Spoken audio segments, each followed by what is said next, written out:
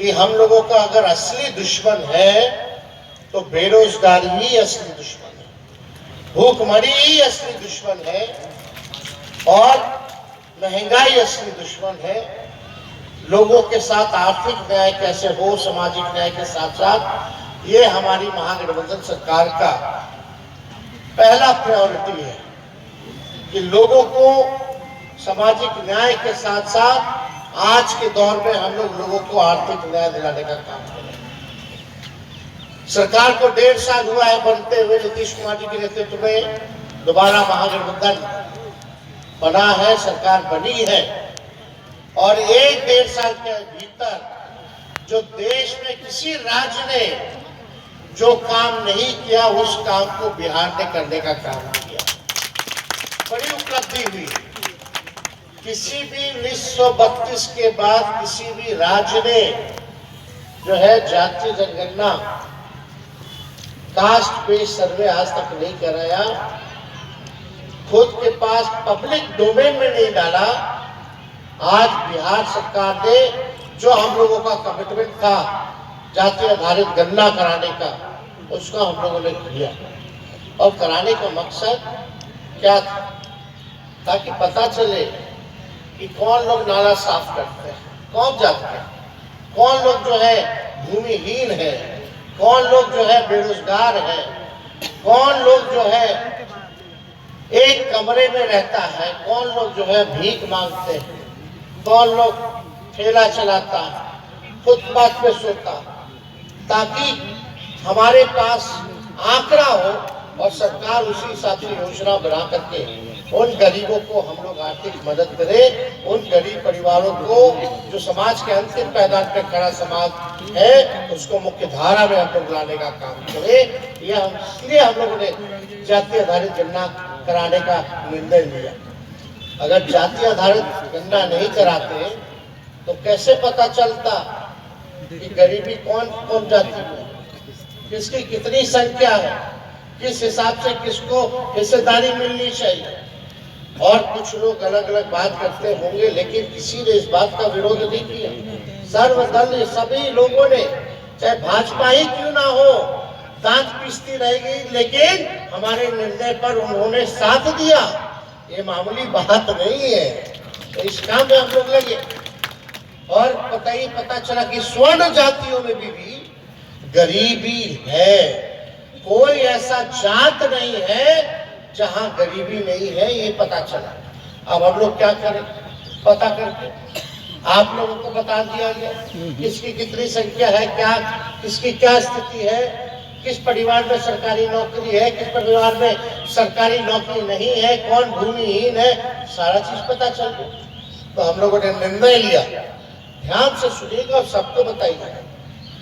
निर्णय यही लिया गया कि जो परिवार के पास अपना जमीन नहीं है उसको महागठबंधन सरकार जो है 1 लाख रुपया का आर्थिक मदद करेगा ताकि वो जमीन ले सके।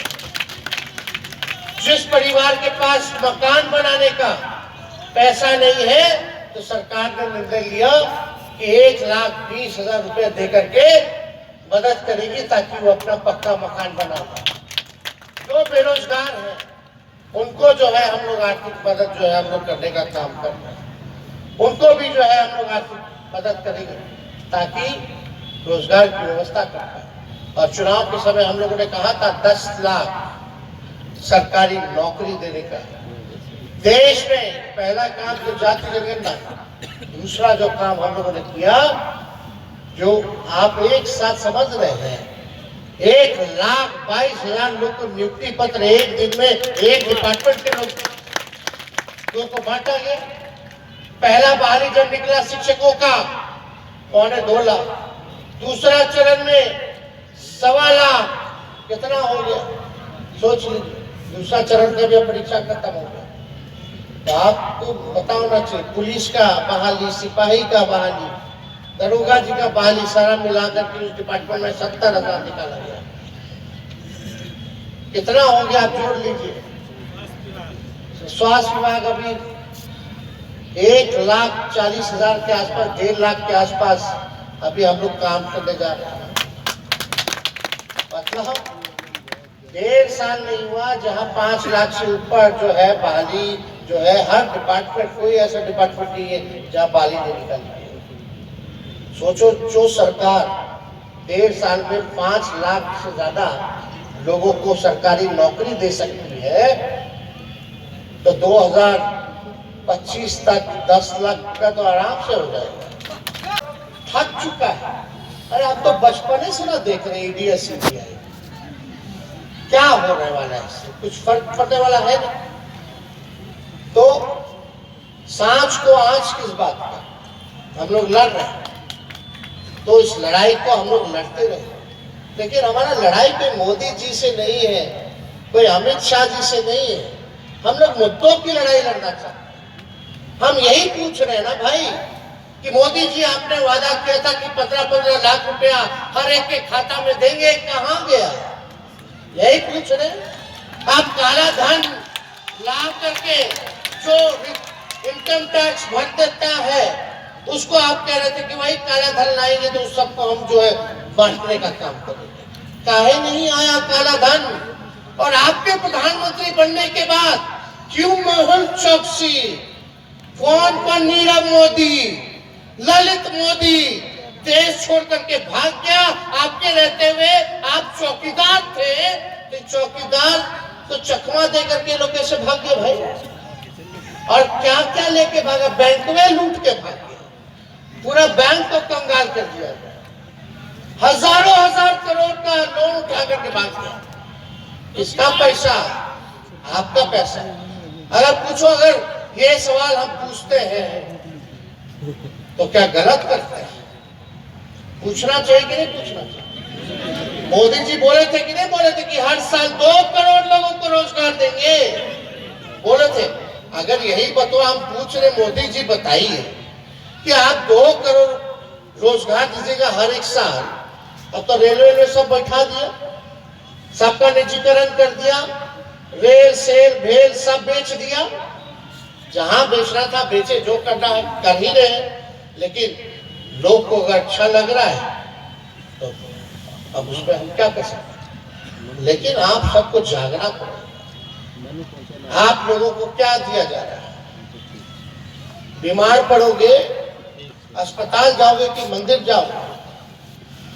पेड़वा कट जाएगा तो मंदिर पंडित जी को दिखाई में जाएगा कि अस्पताल में डॉक्टर जी को दिखाओगे? बताओ, आपको क्या चाहिए भाई?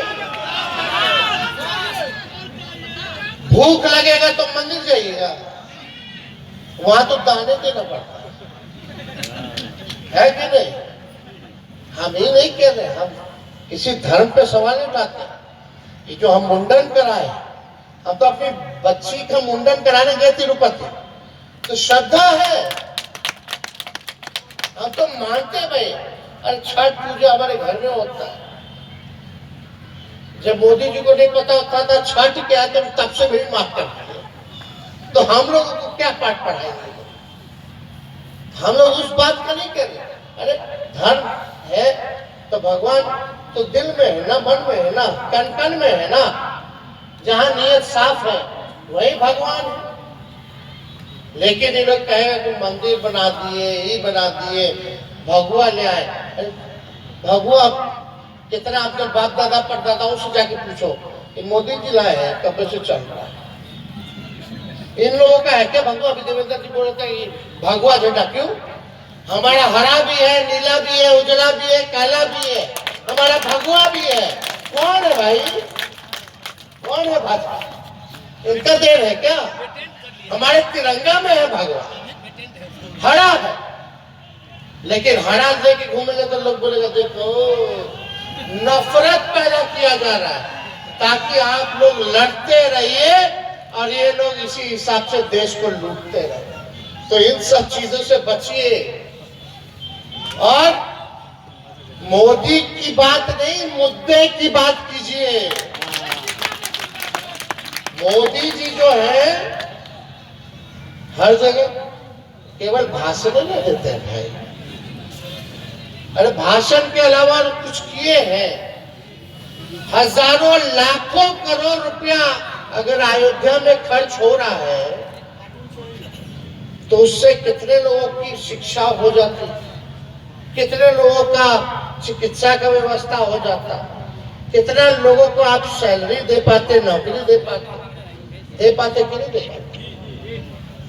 राम को क्या चाहिए, भगवान को क्या चाहिए कि भाई सब लोग खुश रहे, सुखी रहे, संपन्न रहे, यही ना चाहते भाई।